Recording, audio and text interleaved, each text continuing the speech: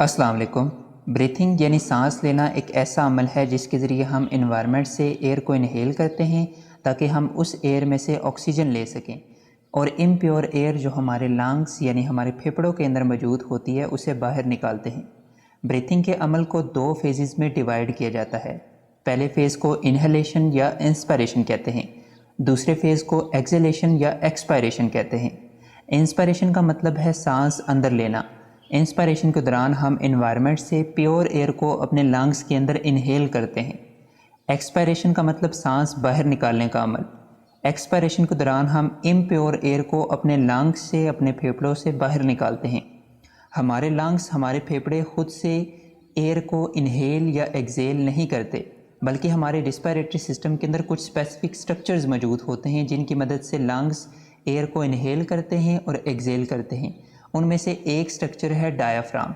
Diaphragm skeletal muscle से बना हुआ गुंबद नमा स्ट्रक्चर होता है जो हमारे लंग्स के नीचे मौजूद होता है।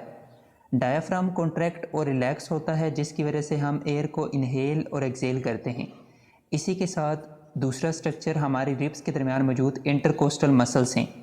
इंटरकोस्टल मसल्स भी इनहेलेशन और एक्सहेलेशन के दौरान कॉन्ट्रैक्ट और रिलैक्स होते हैं। अभी हम ब्रीथिंग के दोनों फेजेस को थोड़ा डिटेल से डिस्कस करते हैं। इंस्पायरेशन यानी सांस अंदर लेने के दौरान डायाफ्राम के मसल्स कॉन्ट्रैक्ट करते हैं, यानी डायाफ्राम के मसल्स सिकुड़ते हैं और डायाफ्राम नीचे की तरफ मूव करता है। इसी के साथ रिब्स के दरमियान मौजूद एक्सटर्नल इंटरकोस्टल मसल भी कॉन्ट्रैक्ट करते हैं। हमारी रिब्स के दरमियान एक्सटर्नल इंटरकोस्टल मसल्स और इंटरनल इंटरकोस्टल मसल्स मौजूद होते हैं। तो जब हम सांस अंदर लेते हैं उससे पहले एक्सटर्नल इंटरकोस्टल मसल्स कॉन्ट्रैक्ट करते हैं यानी सिकुड़ते हैं, और हमारी रिब्स बाहर की जानिब और ऊपर की जानिब हरकत करती हैं। इन दोनों मूवमेंट्स की वजह से, यानी हमारा डायाफ्राम नीचे की तरफ मूव करता है, डायाफ्राम के मसल्स सिकुड़ते हैं और डायाफ्राम नीचे की तरफ मूव करता है, और रिब्स के एक्सटर्नल इंटरकोस्टल मसल्स भी सिकुड़ते हैं और रिब्स बाहर की जानिब हरकत करती हैं। और इन दोनों मूवमेंट्स की वजह से हमारी थोरेसिक कैविटी यानी हमारी चेस्ट कैविटी का एरिया ज़्यादा हो जाता है, और इससे हमारे लंग्स के ऊपर प्रेशर कम हो जाता है। हमारे लंग्स एक्सपेंड करते हैं यानी फैलते हैं।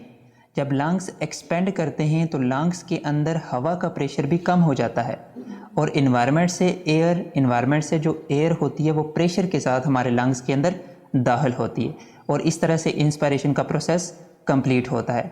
फिर गैशियस एक्सचेंज के बाद जब हमारे ब्लड से कार्बन डाइऑक्साइड हमारे लंग्स के अंदर आ जाती है, उसके बाद एक्सहेलेशन के दौरान हम इम्प्योर एयर को जो हमारे लंग्स के अंदर मौजूद होती है, जिसके अंदर कार्बन डाइऑक्साइड ज़्यादा होती है, उसे हम बाहर निकालते हैं। एक्सहेलेशन के दौरान डायाफ्राम के मसल्स रिलैक्स करते हैं और डायाफ्राम ऊपर की तरफ हरकत करता है।